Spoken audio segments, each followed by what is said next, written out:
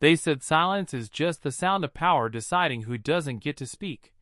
And I learned that the hard way the moment I saw her fall in a room full of people who chose to look away. I was standing near the edge of the Caldwell Estate ballroom, holding a glass of water I didn't even need while pretending I belonged there. Grace Williams, the maid who had worked here longer than I had known hardship, was trying to apologize for something she didn't do, and the woman in the red dress didn't even let her finish speaking. The sound of laughter from the guests turned sharper, colder, like glass scraping against marble, and nobody moved to stop it, not even me, because I could feel it before I saw it, the weight of being watched. Richard Caldwell was not in the center of the room at first. He never was, but you knew when he decided to be present. The air changed, like a storm deciding to arrive quietly instead of loudly. I saw him from across the hall, 65 years of controlled silence wrapped in a tailored suit that cost more than my entire life had ever accumulated. His eyes were not raised, but they were already there on Grace, like a decision forming in real time. I should have looked away, but I didn't, and neither did he. The woman in red said something else I didn't catch, but I saw Grace flinch just slightly, like a person trying not to break under weight that wasn't physical, and still no one stepped in. The world of that room was built on rules I didn't fully understand yet, but I understood enough to know this wasn't about Grace anymore. It was about what people believed they could do when they thought no one mattered enough to stop them. Richard Caldwell finally moved, not quickly, not dramatically, just one slow step that made every conversation in the room fade mid-sentence. I felt my breath tighten, as if the building itself had decided to listen, and Grace, without knowing why, turned slightly toward him, like instinct recognizing authority before identity, and that was the moment everything shifted, because power doesn't announce itself, it reveals who has been pretending it wasn't there. And I knew right then that whatever was about to happen in that room would not be loud, but it would be final. Richard stopped beside the table where the woman in red stood, and for the first time she looked uncertain, not afraid yet, but aware that she might have misread the room completely. He didn't raise his voice when he spoke, but every syllable landed like something undeniable, asking questions don't belong here. Grace stood frozen between apology and humiliation, her hands trembling slightly at her sides, and I realized I was no longer just watching, I was witnessing the moment a line was being drawn in a place where lines were never supposed to exist. The silence that followed felt heavier than any sound I had ever known, as if the entire ballroom had forgotten how to breathe and was waiting for permission to remember. Richard Caldwell did not raise his voice, did not gesture, did not need to, because the space around him had already adjusted itself to his presence, like iron responding to a magnet. The woman in the red dress finally shifted her weight, her confidence thinning in a way she tried to disguise with a forced smile, but even that looked uncertain now. I noticed Grace standing just a few feet away, her hands still folded in front of her uniform, eyes lowered, not out of submission, but out of years of practice surviving rooms like this one. Richard's gaze did not linger on anger or spectacle. It simply observed, steady and unreadable, and when he finally spoke, his words were calm enough to feel almost polite, yet every syllable carried weight that made it impossible to ignore. He asked a simple question about respect, about whose space this was, and the question itself changed the temperature of the room more than any accusation could have. I saw people shift their attention away, not because they were told to, but because they understood something had changed in a way that could not be reversed by pretending otherwise. The woman in red tried to respond, her voice lighter than before, as if humor could still rescue her from the moment, but it fell short, dissolving before it reached anyone willing to accept it. Richard did not interrupt her immediately, he simply waited, and in that waiting I realized something important, that power does not always act. Sometimes it simply allows people to reveal themselves fully before consequence becomes necessary. Grace looked up briefly, her eyes meeting mine for a fraction of a second, and I could see something there that felt like disbelief mixed with exhaustion, not hope yet, but the memory of it. Richard finally turned his head slightly, not toward Grace, not toward the woman, but toward the room itself, and in doing so made it clear that everyone present was now part of what was happening whether they wanted to be or not. He spoke again, quieter this time, stating that dignity in his home was not negotiable, and somehow that sentence carried more authority than any threat ever could. I noticed the woman in red swallow hard, her earlier confidence now replaced with the realization that she had misread not just a person, but an entire system she thought she could navigate freely. No one intervened, not because they agreed, but because they understood intervention was no longer theirs to define. Grace stepped back slightly as if unsure whether she was still allowed to occupy the same space she had stood in moments before, and Richard's eyes followed that movement, not to correct it, but to acknowledge it. I felt something shift inside me too, an uncomfortable awareness that I was witnessing more than a confrontation. I was witnessing the quiet rewriting of boundaries that had existed long before I arrived in this room. And when Richard finally turned away without another word, it was not dismissal, it was conclusion, leaving behind a silence that no longer felt empty, but decided. The moment Richard Caldwell turned away, it felt as if the entire room exhaled at once. But no one truly relaxed, because silence like that does not come from peace, it comes from understanding. People resumed their conversation slowly, carefully, like they were walking across fragile glass that might not forgive a wrong step, and I stood where I had been since the beginning, still holding a glass of water that had long since stopped mattering. Grace remained near the edge of the room, her posture unchanged but her presence now different, no longer invisible in the way people had treated her before, yet also not fully comfortable in the attention that followed. The woman in the red dress had already retreated closer to her group, her laughter quieter now, her movements less certain, as if every gesture required reconsideration. I noticed Richard across the room speaking briefly with one of his associates, his tone low and controlled, not angry, not elevated, just final in a way that made people listen more carefully than any raised voice ever could. Nothing dramatic followed, no scene, no spectacle, only a series of small adjustments in behavior, like a system quietly correcting itself after an error has been identified. A staff member appeared near Grace and spoke to her softly, and I saw Grace nod once, slowly, as if receiving instructions that carried more weight than they should have in any ordinary setting. I could not hear the words, but I could see enough to understand that something had been acknowledged, something had been redirected, and the room itself seemed to accept that change without resistance. I found myself observing Richard more than I intended, not out of curiosity alone, but because there was a structure to how he moved through space that felt less like authority being exercised and more like reality being acknowledged. When he walked past a group of guests, they shifted naturally to make room, not out of fear, but out of recognition that resistance was unnecessary. At one point his eyes briefly met mine again, not long enough to invite conversation, but long enough for me to feel that I had not been forgotten in what had just occurred. It was not an invitation, and it was not dismissal, it was awareness, and that distinction mattered more than I expected it to. I looked toward Grace again, and saw her speaking quietly with someone from the staff, her expression more composed now, though still carrying the weight of what had happened earlier. The woman in red was gone from my immediate view, and no one spoke of her absence, which somehow made it more significant than if it had been announced. I began to understand that influence in a place like this did not need to be displayed, it only needed to exist. And everything else adjusted around it. I took a slow breath, realizing that I had stopped thinking about myself as just an observer, because in moments like this, there are no observers, only people who have or have not been noticed yet. Richard finished his conversation and stepped toward the exit without urgency, and as he passed the threshold of the room, the atmosphere did not return to what it had been before, because something in it had already been permanently redefined.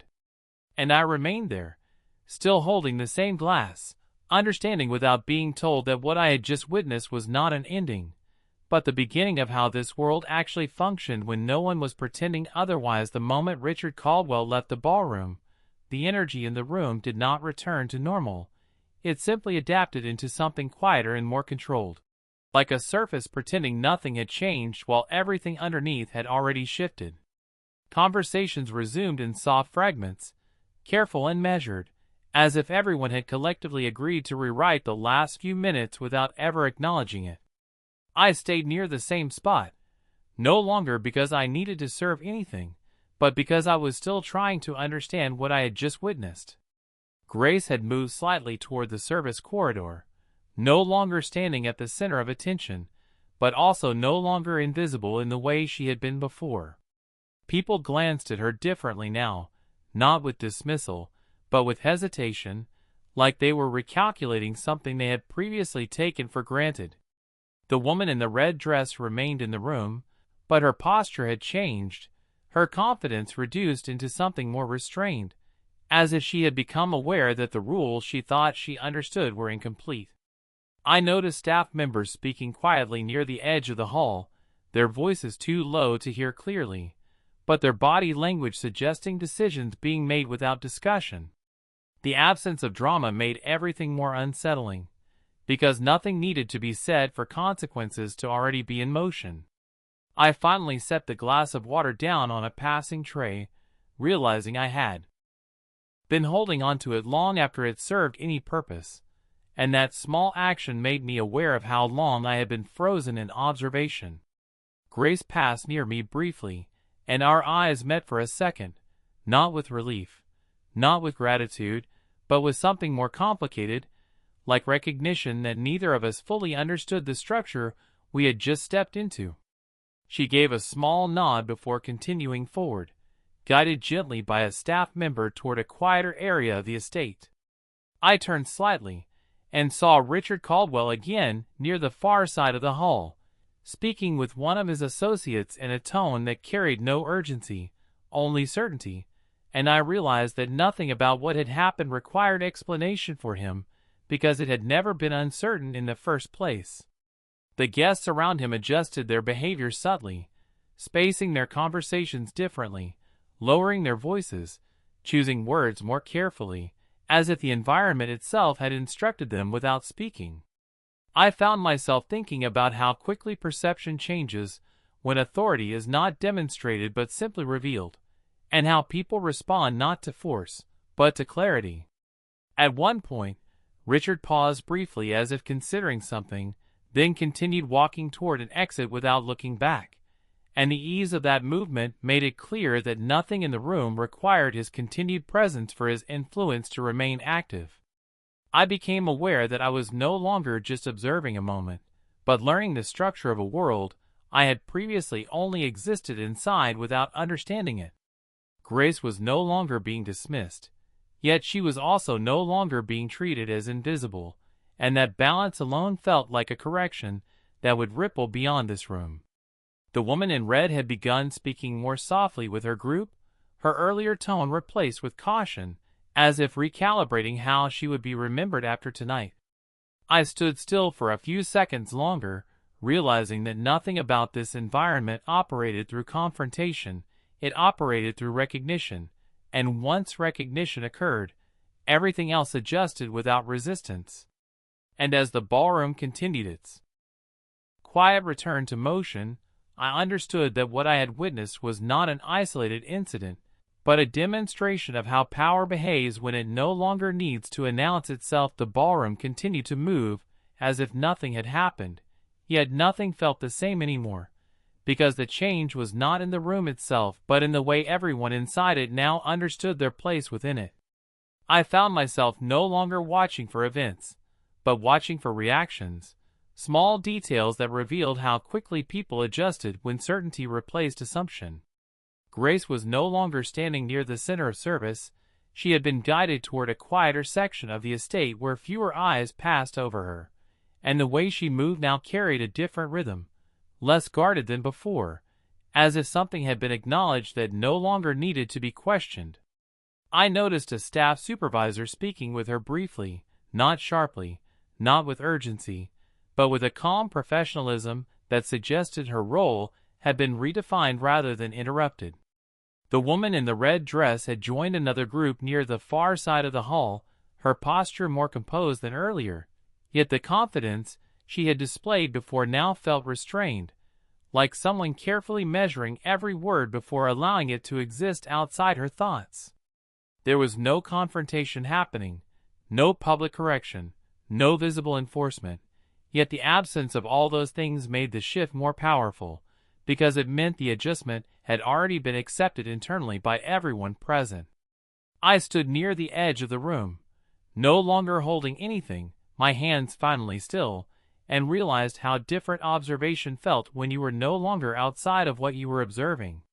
Richard Caldwell had already left the main hall, yet his presence remained in the structure of the space, in the way conversations were now being conducted more quietly, in the way guests avoided certain tones without being told to, in the way attention itself had become more deliberate.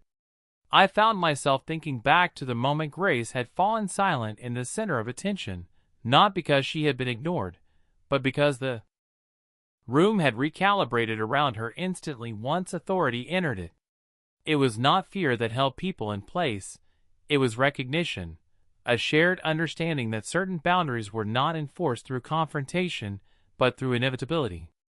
I glanced toward the corridor where Richard had disappeared and realized I had not seen him raise his voice once, yet the outcome of his presence was already visible in every small adjustment around me.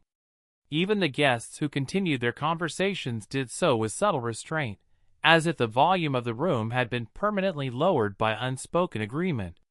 I began to understand that influence here was not expressed through action, but through consequence, and consequence did not require repetition to be remembered.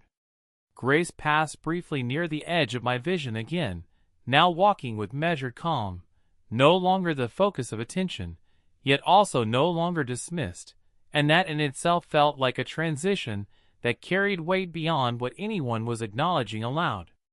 I realized I had stopped waiting for something else to happen, because something had already finished happening without announcing its conclusion, and I was now inside the result of it.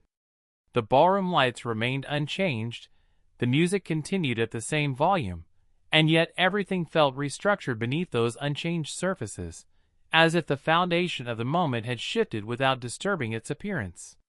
And as I finally turned slightly toward the exit, I understood that what I had witnessed was not an interruption of normalcy, but a clearer version of it, where nothing needed to be said twice, and everything already knew what it was expected to become. The corridor outside the ballroom felt quieter, but not in the way silence usually feels, because this was not the absence of sound. It was the presence of control extending beyond the room it originated in. I walked slowly, not because I was told to, but because the pace of everything around me seemed to have adjusted to a rhythm that no longer belonged to urgency. The estate staff moved with quiet precision, each interaction brief and purposeful, as if everyone had already received instructions without needing to hear them spoken. Grace was no longer in the main hall, and I found myself wondering not where she had gone physically, but where she now existed within the structure of this place, because it was clear that roles here were not just assigned, they were defined by something far more stable than conversation. I passed a side window that overlooked the estate grounds, and for a moment I saw the stillness outside, perfectly maintained gardens under soft lighting, everything arranged with the kind of care that suggested nothing here was accidental.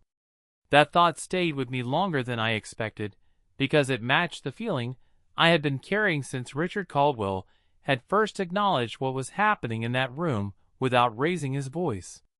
I realized I had not heard his name spoken directly by most of the guests, yet everyone seemed to understand exactly who he was without needing clarification, and that understanding alone shaped their behavior more than any introduction could have. As I continued down the hallway, I saw a staff member speaking quietly into a communication device, their tone neutral but focused, and I noticed how quickly they ended the conversation, as if receiving confirmation rather than instruction. The idea that decisions here were not debated but recognized began to feel less like observation and more like understanding a system that had always existed without my awareness. I stopped briefly near a doorway where soft light spilled out, and inside, I could see Grace seated calmly, no longer surrounded by tension, speaking with someone who appeared to be checking notes on a tablet. Her posture was steady now, her hands relaxed, and while nothing about her situation appeared dramatic, everything about it had clearly changed. She was no longer being overlooked, but she was also no longer in the same position she had been in before, and that transition felt quiet but irreversible. I thought about how quickly perception had shifted, not through force, but through alignment, as if the room itself had reorganized its understanding of what it meant to ignore or acknowledge someone. Further down the corridor, I noticed movement again, subtle and unhurried, and I recognized one of Richard Caldwell's associates speaking with estate security in a tone that carried no tension, only confirmation. No one appeared rushed, yet everything appeared settled, which created a contradiction that made the entire environment feel even more structured than before. I realized then that what I had interpreted earlier as silence was not absence, but agreement, a shared acceptance of boundaries that did not require enforcement to remain intact. I continued walking toward the exit, aware now that nothing I had seen would be reversed or repeated, because it had already completed itself in the way these systems tend to operate, when they no longer need explanation. And as I stepped closer to the outer doors of the estate, I understood that I was leaving the space, but not the understanding it had quietly placed inside me. By the time I reached the estate exit, the air outside felt different, not colder or warmer, just less controlled, like stepping out of a place where every detail had been quietly arranged into meaning. The large doors behind me closed with a soft finality that did not draw attention, yet still felt deliberate, as if even the act of leaving had been acknowledged and accepted. I stood for a moment on the stone pathway leading away from the mansion, noticing how carefully everything around the estate was maintained, from the evenly spaced lights along the driveway to the silent precision of the gates that had already begun to close behind departing guests. Nothing about it felt rushed, yet nothing about it felt casual either. It was a world where even movement carried intention. I adjusted my pace as I walked toward the main road where vehicles were waiting, their engines low and steady, each one positioned as if it had been assigned rather than chosen. A few guests passed me without looking in my direction, their conversations already returning to familiar topics, as if what had happened inside the estate had been compartmentalized and stored away for later interpretation. I realized then that most of them were not reacting to what had occurred, but to what they now understood about it, and that distinction changed how I viewed everything I had witnessed. Grace was no longer visible from where I stood, and I wondered briefly whether she had already been guided somewhere I was not meant to see, or whether her role in the evening had simply transitioned into something quieter and more defined. The thought did not feel dramatic, only final, like a chapter closing without needing acknowledgement. I reached the edge of the driveway where the estate lighting faded into the public road, and there I paused again, not because I was uncertain about leaving, but because I was still processing what it meant to have seen a structure of control operate without visible force. Behind me, the estate remained unchanged in appearance, yet I knew it was no longer the same in function, because what I had witnessed inside it had already altered how everything within it now related to itself. A car passed slowly along the road, its headlights briefly illuminating the entrance behind me, and in that passing light, I caught a final glimpse of the estate gates fully closing, sealing the moment behind them, as if it had been contained on purpose. I continued walking forward after that, feeling the distance between myself and the estate increase with each step, yet realizing that distance did not reduce what I had learned, it only clarified it. There had been no loud declaration, no visible escalation, no moment that demanded attention, and yet everything had shifted in a way that required none of those things to be understood. I thought about Richard Caldwell one final time, not as a figure in a room, but as the reason the room no longer behaved the same way after he left it. And as the road opened ahead of me, I understood that what I had witnessed was not an isolated event, but a demonstration of how certainty reshapes everything around it without needing to announce that it has done so. The road ahead of me stretched quietly under the evening sky, not empty, but distant in a way that made everything I had just experienced feel even further removed, as if the world outside the estate had not yet decided how to absorb what had happened inside it. I walked at a steady pace, my footsteps soft against the pavement, noticing how ordinary the environment felt compared to the controlled precision of the place I had just left. Cars passed occasionally, headlights sweeping across the sidewalk for brief seconds before disappearing again, and each passing moment made the contrast clearer between what I had observed and what I had returned to. There was no visible sign that anything extraordinary had occurred, yet I could feel the afterimage of it still shaping my thoughts, like an imprint that did not fade simply because the source was no longer present. I found myself replaying small details without meaning to, not as isolated moments, but as parts of a system I was only beginning to recognize. The way conversations had softened without instruction, the way movement had adjusted without hesitation, the way silence itself had seemed to carry agreement rather than absence. None of it had been spoken into existence, and yet everything had behaved as if it already understood what it was supposed to become. I slowed slightly as I approached a streetlight, its glow casting a steady circle on the ground beneath it, and for the first time I noticed how my own pace had unconsciously adapted to something calmer, more deliberate, as if I too had absorbed the rhythm of that environment without realizing it. Grace's image returned briefly to my mind, not in distress, but in transition, as I remembered the way she had been guided rather than dismissed, the way her presence had shifted from being overlooked to being quietly repositioned within the structure of that evening. It was not resolution that defined it, but adjustment, and that distinction stayed with me longer than I expected. I thought about Richard Caldwell as well, not as a man performing authority, but as a point around which behavior reorganized itself without resistance. There had been no announcement of control, no visible effort to enforce it, and yet every interaction in that space had reflected its existence with complete clarity. Even the absence of confrontation had felt intentional, as if the system itself preferred recognition over reaction. I reached a quieter section of the street where the noise of passing traffic faded slightly, and in that moment I realized how differently I was interpreting ordinary things now, not because they had changed, but because my understanding of structure had shifted.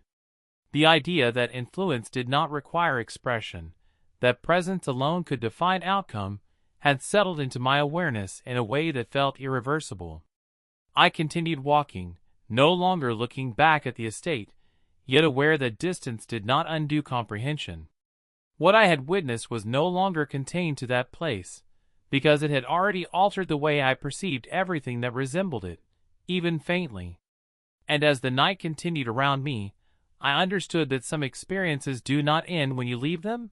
They simply continue inside you, reorganizing how you interpret everything that comes after. I do not remember the exact moment.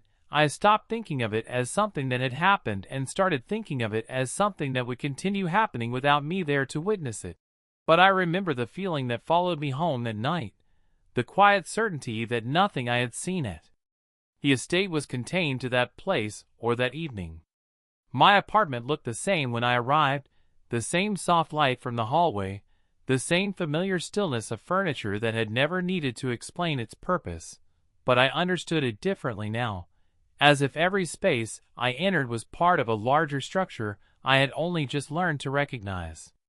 I sat down without turning on the television, without checking my phone, because something in me still felt aligned with the slower rhythm I had experienced earlier, where silence was not emptiness but coordination.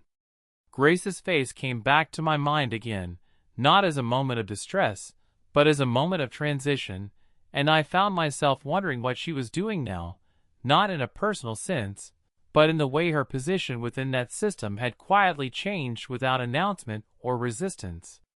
I thought about how easily perception had shifted inside that estate, how quickly people had adjusted their behavior not because they were forced to, but because something unspoken had clarified itself so completely that resistance no longer felt necessary. And I thought about Richard Caldwell, not as a figure of intimidation or spectacle, but as the center of a kind of stillness that did not need to expand in order to be felt. The more I reflected on it, the more I understood that what I had interpreted as power was not action at all, but recognition, and recognition once established did not need repetition. The next morning, the world outside felt unchanged, yet I moved through it differently, noticing patterns I would not have noticed before, small adjustments in how people spoke to one another, how they paused before speaking, how silence itself could carry meaning depending on who occupied the space. I stopped briefly at a cafe on my way to work, and even there I found myself observing interactions more closely than I ever had before, not out of fear, but out of awareness that structure exists even in the smallest environments, whether people acknowledge it or not.